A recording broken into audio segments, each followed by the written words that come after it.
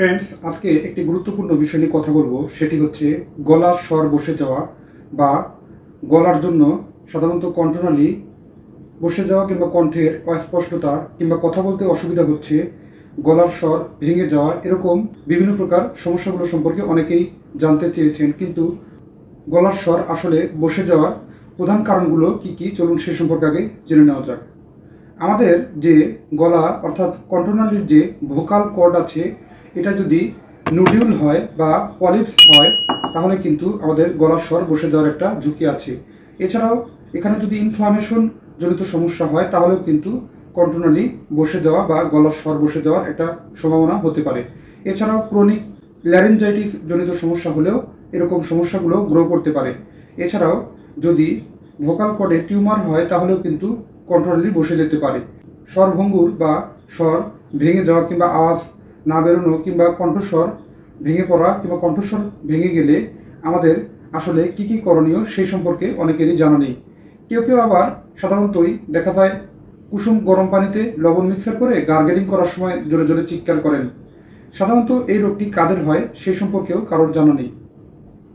সাধারণত এ ধরনের রোগটি হয় কিছু লোক আছে যারা লম্বা সময় ধরে কথা বলতে হয়, যেমন বিভিন্ন টিচার, মাদ্রাসার টিচার, স্কুলের টিচার, কলেজের প্রভাষক, যারা লম্বা সময় ধরে টিচিং করতে হয়, ক্লাসে লম্বা সময় ধরে জোরে জোরে কথা বলতে হয়, কিংবা যারা পলিটিক্যাল নিয়ে কাজ করেন লম্বা সময় ধরে চিৎকার করতে হয়, কিংবা যারা হকার আছেন, যারা রাস্তাঘাটে হকারের জন্য বিভিন্ন প্রকার জোরে জোরে শব্দ ক্যানভাসের কাজ করে থাকেন, তাদের কিন্তু কণ্ঠের বিশেষ সমস্যা হতে পারে।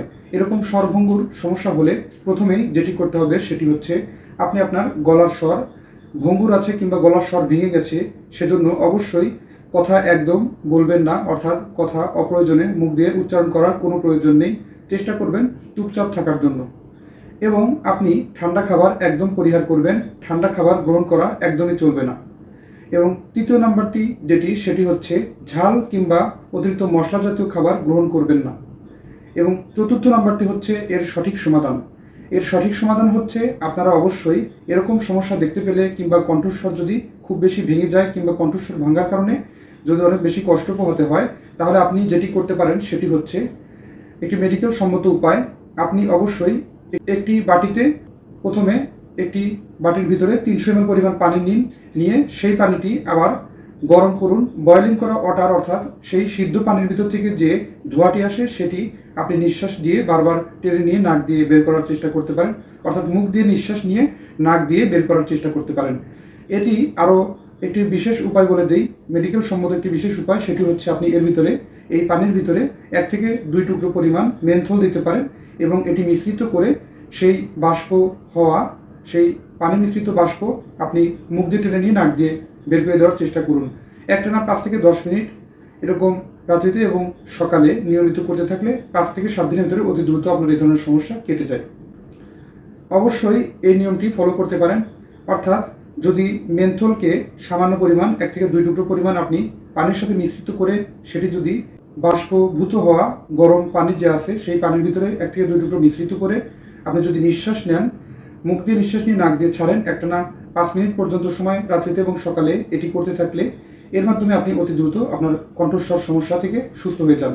যদি এরকম সমস্যার সমাধান না হয় তাহলে আপনাকে অবশ্যই 2 থেকে 3 সপ্তাহের মধ্যে যদি সম্পূর্ণরূপে সুস্থ না হন তাহলে আপনাকে অবশ্যই একজন নাক কান গলা বিশেষজ্ঞ এর শরণাপন্ন হওয়ার প্রয়োজন হবে। তাই দেরি না করে আপনি সঠিক সময়ে অতি দ্রুত আপনি আপনার নিকটস্থ কোনো রেজিস্টার্ড চিকিৎসকের শরণাপন্ন হয়ে যাবেন। ধন্যবাদ। আজকের অনুষ্ঠানটি এই পর্যন্তই শেষ করছি। অনুষ্ঠানটি ভালো লাগলে অবশ্যই লাইক, কমেন্ট, শেয়ার এবং সাবস্ক্রাইব করতে ভুলবেন না। আল্লাহ হাফিজ।